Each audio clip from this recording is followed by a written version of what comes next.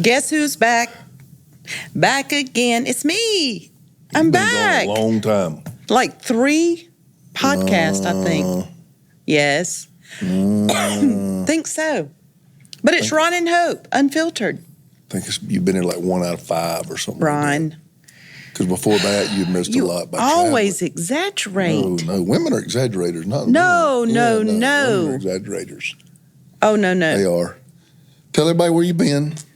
Because I've been covering for you. Covering? Yeah, I've been covering. I'm like, God, she's coming back. She's coming back. Then the next week I get up and she still ain't back. I've just been trying to keep my head above water. Because on the last weekend, on the last weekend of June, my mom got rushed to the hospital, found out she had 2 valves that were not hardly working at all, had to do open heart surgery. Your mom's up in years. Yeah, she's 80. Had to do open heart surgery, 2 heart caths, and put a defibrillator in her. So she's had 4 surgeries. She's still in the rehab. Comes home tomorrow. You're the primary caretaker. And in the middle of that, I moved them into a assisted living that she's never seen. She'll come home. I packed up the house, moved them, unpacked, got them set up. Still driving my daddy every single day because he can't drive. And the day this is released will actually be the first day she goes home to her new place. Assisted living. So she's 80 years old and coming home to a new place. Yep. I'm sure that, I like having these little... I'm sure it's a little disconcerting for her. But it is.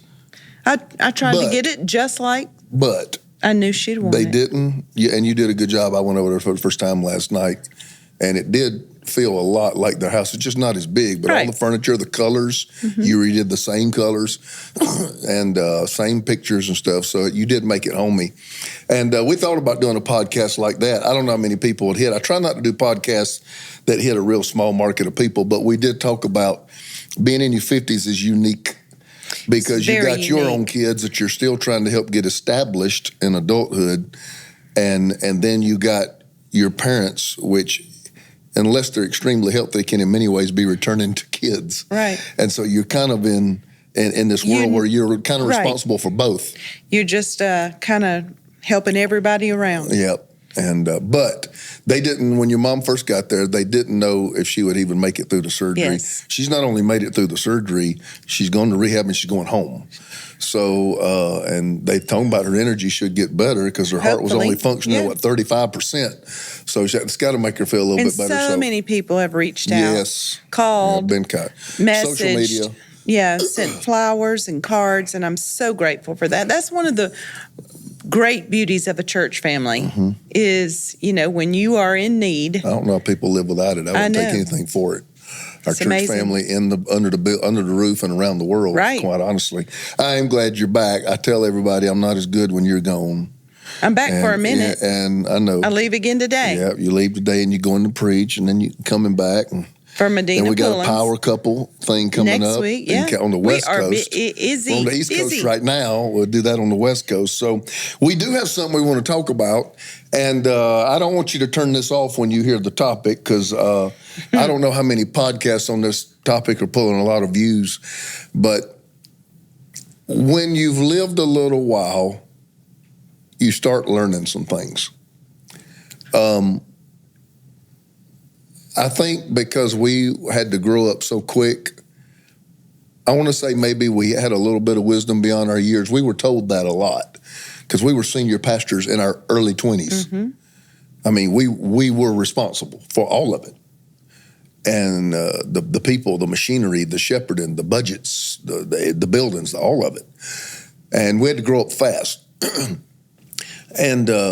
But there's still some things that I do believe only time teaches. Time is a teacher. I agree. And I tried to be wise, when I'm 28 and 33, I tried to. I still think, I tell people, I hope I made more right decisions than wrong ones. But as I look back now, having just turned 56, I look back and there's some things that have developed in me that I did not used to possess. It's true. As a person. It's true. And I think one of those is, and I hate to even say the word, they say don't pray for patience. And you certainly don't want to get on a podcast and brag about patience. And God say, well, we ain't quite there. Yeah, Let me take you through another. Yeah, that's not what I'm doing at all. I want to talk about the reward of waiting. So good. Because there is the one. The reward of waiting. The Bible says, when you wait, he will renew your strength. Yeah. The Bible says in another place in Isaiah, when you wait, he will renew your youth. Yep. And we know that through faith and patience. We inherit promises. Right. And when I get a prophecy, I don't want to immediately employ patience. I want this thing to come to pass. Mm-hmm. When God gives me a word or gives me a vision, I want this thing to come to pass. We want it in the mail tomorrow. And I have a personality profile that is that doesn't lend toward that. Sorry. When you say I got a personality profile, these names, these descriptive words just come to my mind. I will pay more for a car to get the process over. And that's new. Yeah, to get I want the process over because you don't want one to have to breaks down. I don't want to fool with it. Yeah, you don't want to fool with it. Back when we took our kids to the lake lot when they were growing up, we had a boat. And everybody said, why do you buy new boats? Go buy a used boat, you get it for half price. And I see them guys floating around out there in the water with the back of that thing up. And you know your skills, too. Yeah. You're not gifted in that area. And I have such little time. When I hit the key, it's got to work. Right. Because I don't have time because of my schedule. And I never have had a whole lot of time. And so, there are things that I did just because I didn't want to get caught up in a process. I don't want, you bought me... it was so nice of you for my birthday. You took your very first advance ever on a book and bought me a classic car. I have struggled and struggled and struggled with that classic car because you know why? Because it needs attention, it needs love, it needs a mechanic, it needs tinkering with. All those things are qualities, although the car is amazing, as things that I do not possess. And I don't want to dominate this. You can chime in anyway. But we just got a building on the East Coast, and it's major. It's major. Yeah, it's major. Didn't pay this for it. I mean, we paid a good bit, but we didn't pay this. But the cost to reproduce this structure would be $18-20 million, what we just bought. And I was caught in a situation where, I came back to Greenville. I reopened right after COVID 3.5 years ago, right after New Year's of 2021, with a quasi agreement, not a promise, a quasi agreement. Right. With the leadership in Greenville that they were building a new convention center, and the one they had was going to somewhat be an albatross. It was not connected to a hotel or anything. It was a couple exits out of downtown. That's what we were meeting in. Yeah. So we would meet in it, rent it for a couple of years, and then we would buy it. And then 3.5 years later, they had not even started the structure, changed management who did not want us there, did not like us being there. And I'm making a long story short because when I tell you they were putting the screws on us, they made life miserable. Yeah, they did. They made life miserable. And I'm watching my team set up and tear down. And we're not, this was not a startup church as usual. Right. This was, we've been here a while. Yeah, we're setting up and we're going on worldwide television. So our set up and tear down was, teams of people coming in, hours at the time. And sometimes they wouldn't get the building cleaned out till 2 o'clock in the morning on Saturday night, and our guys would have to come in at 5. It just wasn't an easy process. It was bottom line. All the time, it was something, and I saw that. And as a leader, I want to fix it. Right. And you want to fix it quick. Yeah, and that's not bad. No. To see our people that I care about, that you and I depend on for this vision or it won't happen, that we work with every day, to see them struggling under the almost tyranny of this new management that he got, who just flat was making life miserable. And I told you, I said, one of my greatest strengths is making something happen.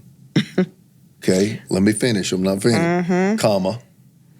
One of my greatest weaknesses is making something happen. Yeah. It's not uncommon that you're greatest strength is also your Achilles heel. It's true. It's not uncommon. Sometimes people's greatness, the thing that makes them great, makes them vulnerable. You know, it's one of the ironies of life. You've said that about me over the years, which I think I've changed a lot in the last few years, but you said... Well, you see it now. You would say, you know, you're very hospitable and welcoming and life of the party and bubbly, but at the same... And everybody loves you, but at the same time, you welcome people and let them in too quickly. You create intimacy too quickly. Mm-hmm. You create depth in the relationship at warp speed because of your personality profile. Right. You're easy. You're easy to talk to. Yep. You're gonna come in, if we don't get around, I hope you're gonna talk. Yep. And so, but not so much anymore. Yeah, those things, and it took some hard lessons, but those things were some of your greatest strengths is the fact that you can walk in a room and light it up. I've always told you that, but it also turned in to be a real blind spot until, you know, time and God and wisdom and older comes in, and you just begin to learn. Sometimes you learn through hard lessons. Yeah. And this right here was a hard lesson to me.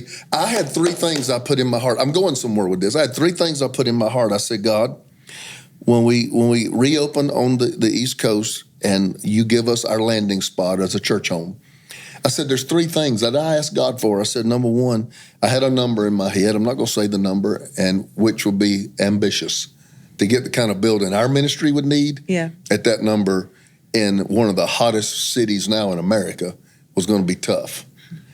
Number 2 is I wanted it to open us up to a new market of people that we've never really reached before.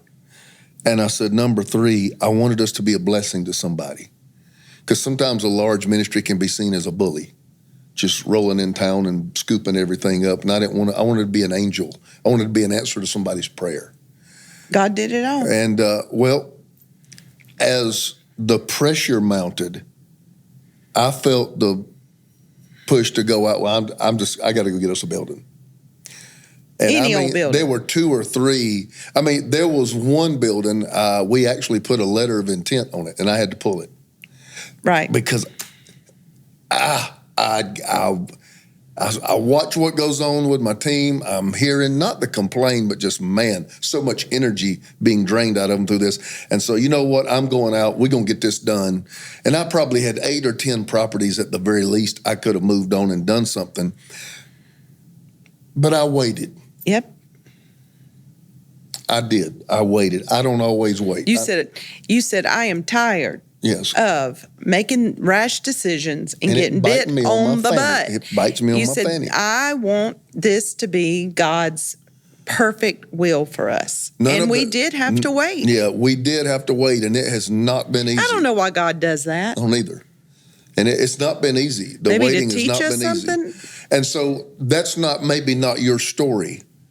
But what I wanted to help you is the old cliche, man, God always shows up. He does. He always shows up. He may not come when you want him. Yeah, but he's always right on time. Yeah. The old gospel song. And I don't know why it's like that, because it has been true in my life, these last minute stress miracles. Midnight hour stuff. Yeah, and then even in that, it tipsy back and forth about 3 or 4 times, and I'm like, why can't this be easy? But after it was all said and done, it was exactly the 3 things that I asked God for, and we were able to actually step in. I think we get in our own way so many times. We just get in our way. You know, in our head, we try to figure it out. Well, let's make this happen, or I can make this happen. I think anytime we get to that point and say, well, I can make this happen, it's a wrong decision. Where's that fine line, baby, between the people who, I know people who've been waiting on God 18 years and they've never done anything. Right. And then you got your Ron Carpenters who will help God out at any moment if he needs a little help. And faith without works. Line in the middle, because you got to do something. You do. It's faith without works. Your faith has to be active. Yes. So there are steps. And faith is a fight. Yeah, there are steps. Anytime you say you're operating in faith, there will be pressure and the wind's going to blow against your face. all the time. It's not faith when it's tiptoeing through the tulips. Faith is not creating something that don't exist. I've always said faith is moving things from one dimension to another, because the Bible says that everything that we need is He has blessed us with in heavenly places. Ephesians. It's in the spirit realm. Yeah.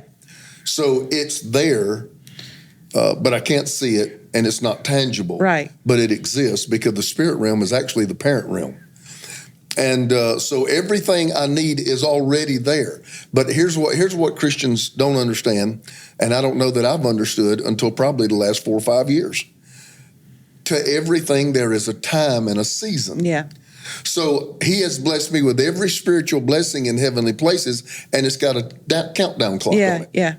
And in God's, not chronos, but in God's kairos, then that thing will come into my life. And during the chronos, I have to be patient. Yes. That's what I was talking to somebody the other day, and they were talking about something they wanted, and they were like, well, no, I don't want to get this. I think it was about, I forgot, but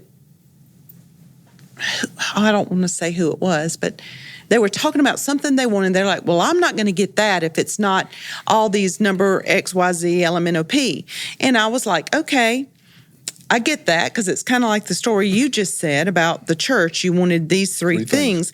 However, I also said to this person, well, the thing that you're wanting, that could be later in life. That could be a different season.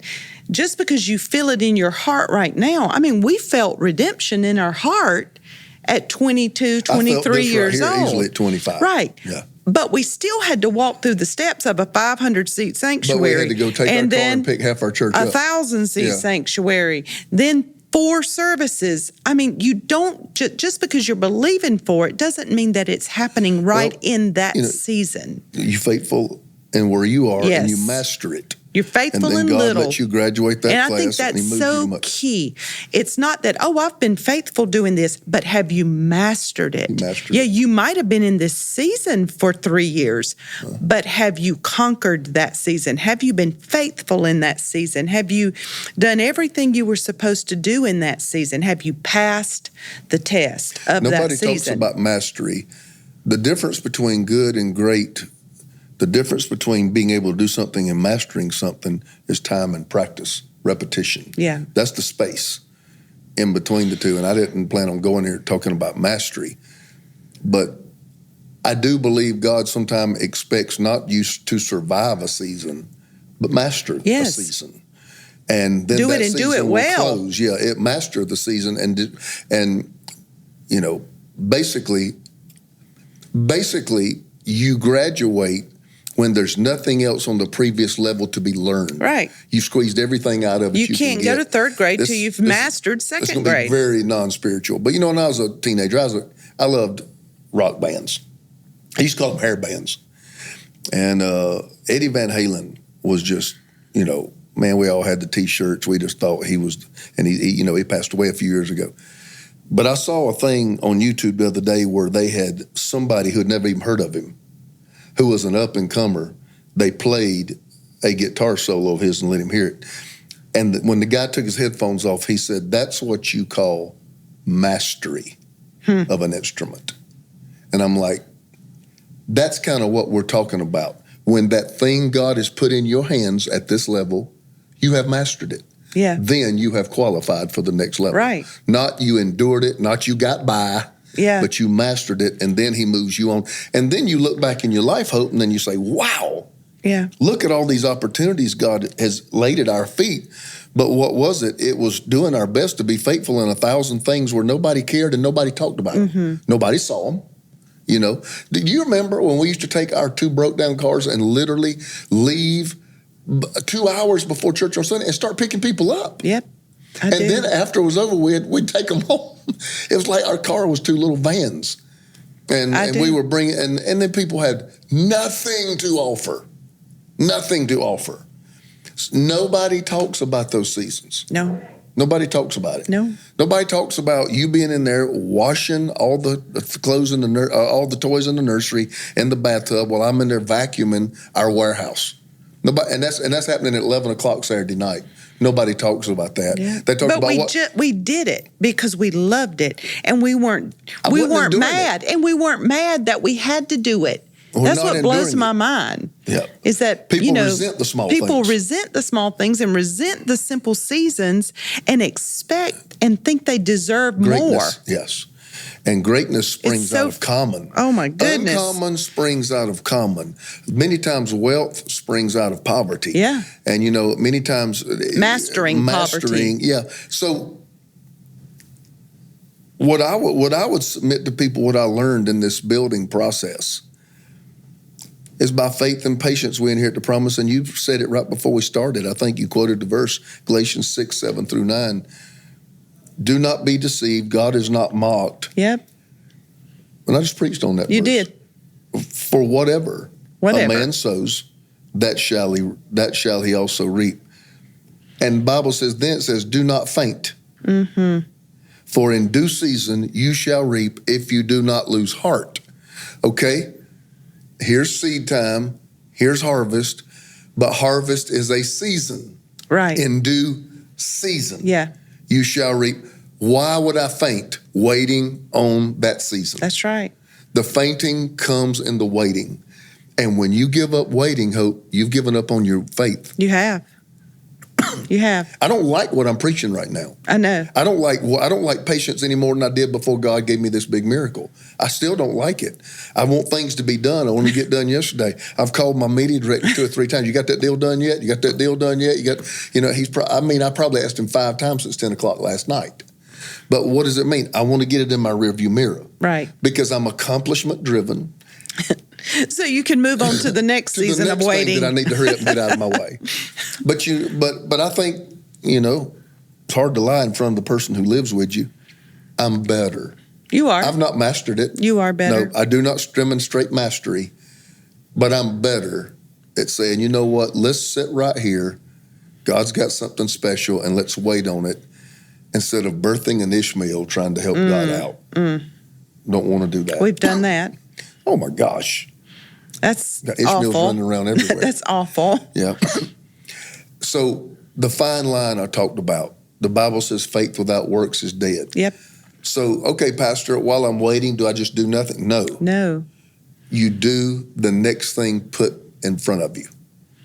I always told people, I said, the way to get to your dream is to finish or accomplish the next. Yeah. What is next? Yeah. What is the next battle? Okay, I need to make sure that when it happens, my financing is secured. Yeah. Okay, when this breaks through, I need to make sure we've raised as much as we need to make. Mm-hmm. When this thing breaks through, I need to make sure my architectural drawings are. You know what I'm talking about? It's like you want a house, it's whatever. Preparation. Say you're in your 20s or 30s, want a house, but you've been turned down by the bank because your credit's not good enough. Well, you can't go a year and not rehab your credit and expect. Yes. You got to initiate. That's faith. Right. With works. Faith with works. And I went back a few weeks ago now. I'm not sure what Sunday I preached this. The Bible talks about miracles, the gift of miracles in Romans 12. But in 1 Corinthians 14, it talks about the working of a miracle. Mm-hmm. Sometime a miracle's. Yep.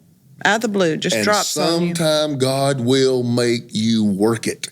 And the person who and the person who worked it got the same outcome, but this had a process and this was immediate. So you say, why does God give someone the process? Because there was something that needed to happen inside. Yes, something they needed to learn. Ron Carpenter through the process. Yes, the process is always to make us learn something. We're always about the destination. I think God's always about the process. He is.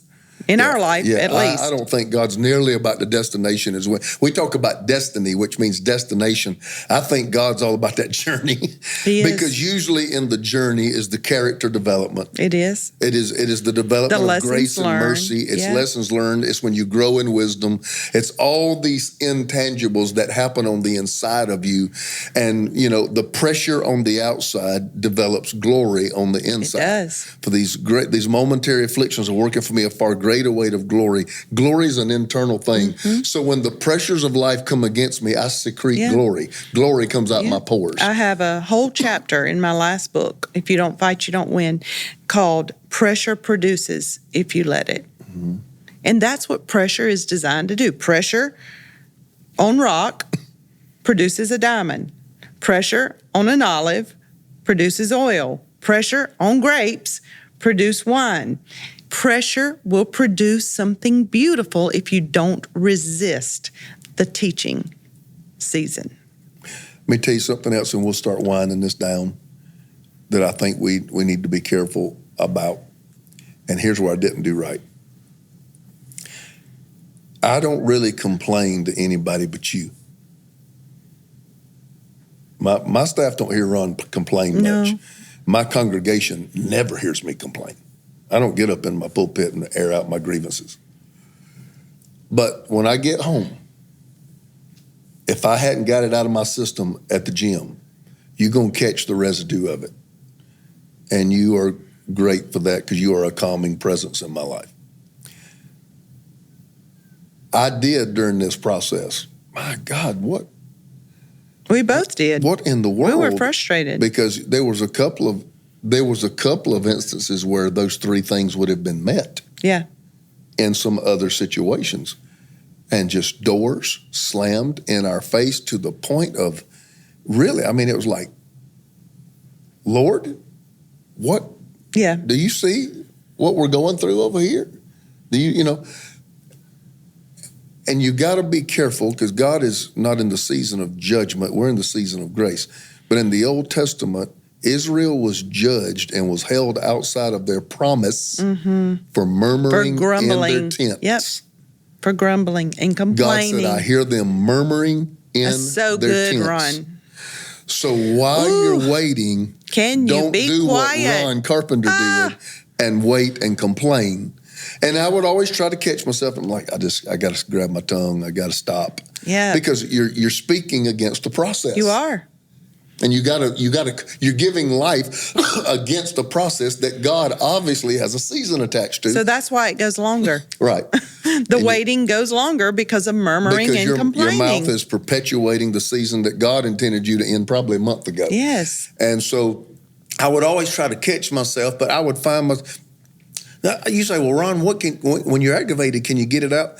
Yes, but you have to make sure you're not speaking against what God's trying to do in your frustration. Frustration, everybody feels it, and it's all right to let it out. But I'll tell you what I've learned to do. I even carry that to God because he's been touched with the feelings of my infirmities. And God can handle my frustration. And so instead of airing it out in my tent, so to speak, I go in the backyard and I'm like, God, I don't know what you're doing. Yeah, you talk to him about it. Yeah, I don't know what you're doing. I'm coming to you telling you I don't know what's going Help on. me. And Lord, I've missed you a couple of times, and I've told him this. Now I don't trust myself to hear you. Yeah. Because I've swung and missed a couple of times. And, people are following the fact that I'm supposed to be hearing you. But, I think, too, Ron, this is a whole nother, let's turn left and go another direction, but maybe we can talk about this the next time, is in the waiting season, in the seasons where you don't see him, when you don't hear him, when you don't understand, that is when praying in the Spirit is so important. Yeah, you're right. We have to unpack that Yes, another time. that right there. Because he says specifically, when you don't know what to pray as we ought, the Holy Spirit himself intercedes for us. And the Bible says he does it in perfect accordance with the will of God. So, and I do usually invoke that. Here's what I normally do. If you're at bed at night and I walk out on the back porch and I'm just so frustrated because here again, I got another door slammed in my face. And after a while, you get tired of hearing those doors slam. And so, I'd walk outside and so, God, I'm frustrated. I'm really frustrated. I'm not understanding you. I'm a little bit confused. I need clarity.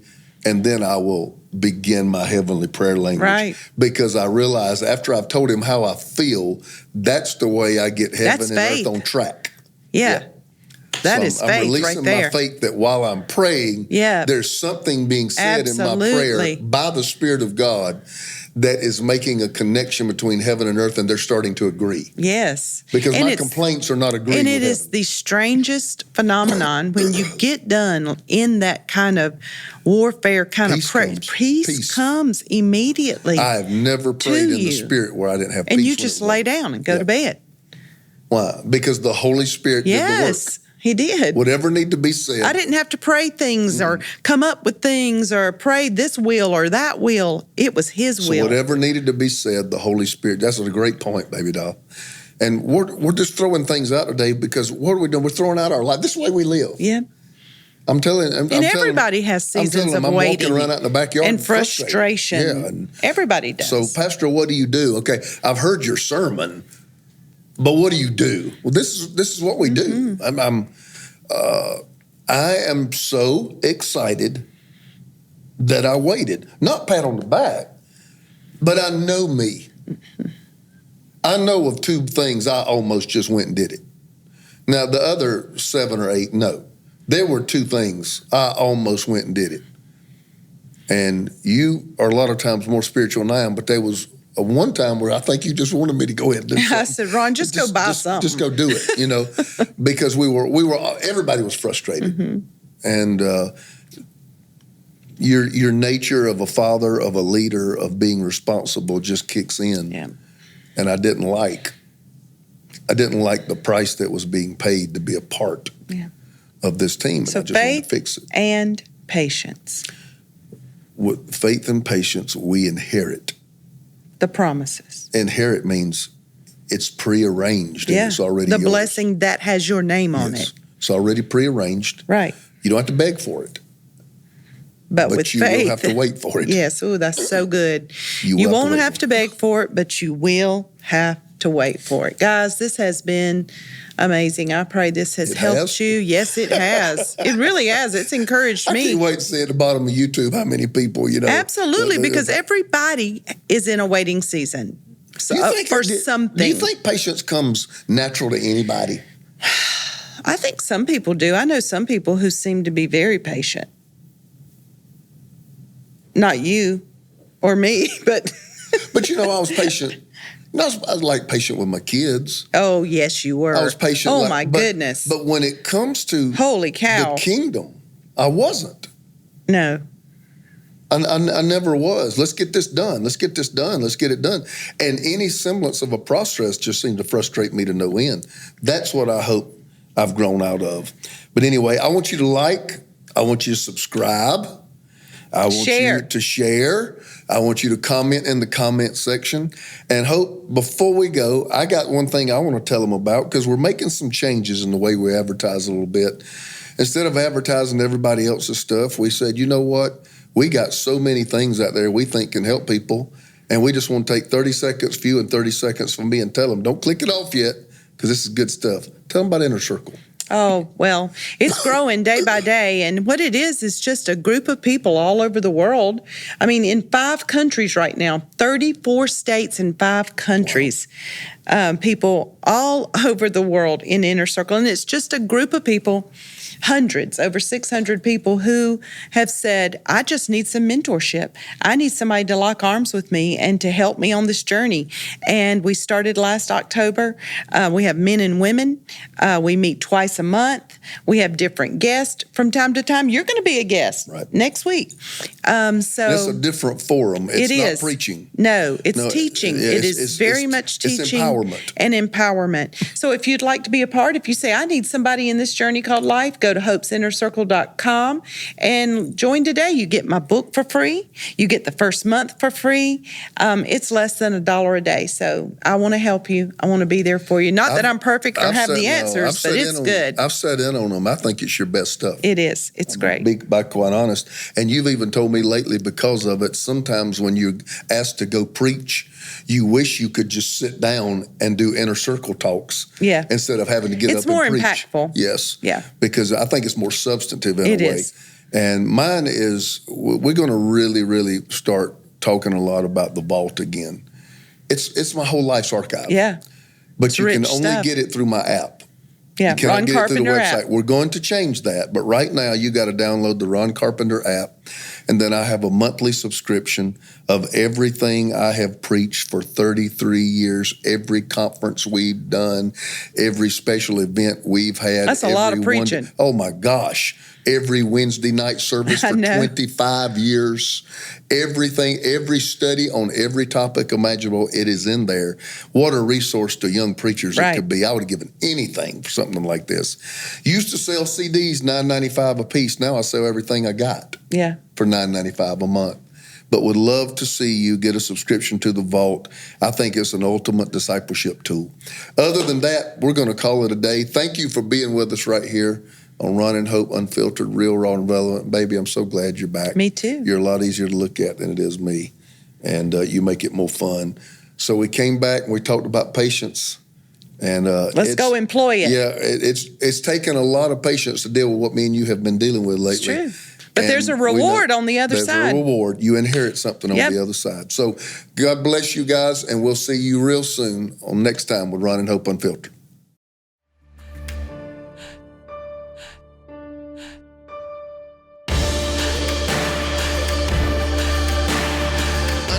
Say, Pastor, doors and enemies go together. Help me identify these adversaries, these enemies. Help me identify.